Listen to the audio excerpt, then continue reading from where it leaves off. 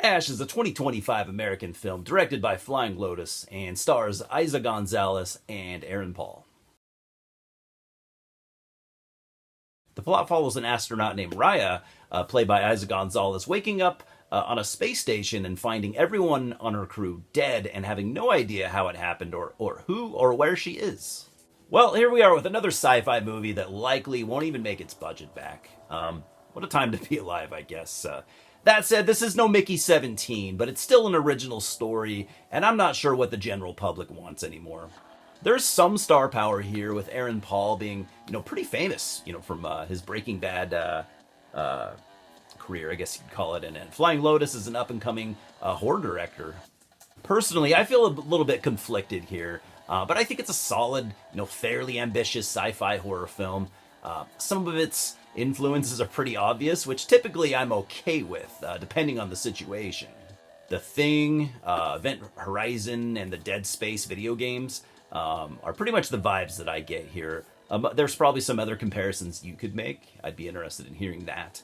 So I think that with this film, Flying Lotus is really showing us his influences. I really liked the trailer, and there's other things I liked here too, but it's certainly not without its issues. My first issue was the characters, which are mostly all pretty underdeveloped. I mean, I get it. Don't get me wrong. You can say that Raya has amnesia and doesn't remember anything anyways, but I like character development. I mean, you could look at the first two Alien films, which I'm a huge fan of. Not much character development at all, but all of the characters, are interesting in their own unique ways, and I just don't get that here too much at all. I also had issues with the pacing, and with a 95-minute runtime, that's kind of an issue for me. I liked the beginning quite a bit, and I liked most of the last act.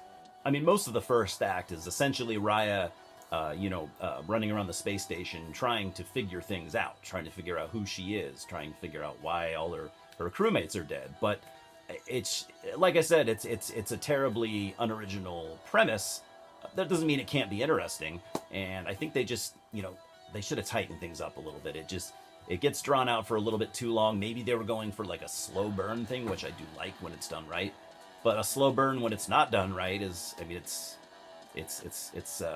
just falls flat, and it makes a scene, drag out and feel more boring than it even should rightfully seem. So it's the second act and probably part of the first where I started to lose interest and kind of like, come on, let's pick this up a little bit. Another issue for me, and it's an important one, is the lead.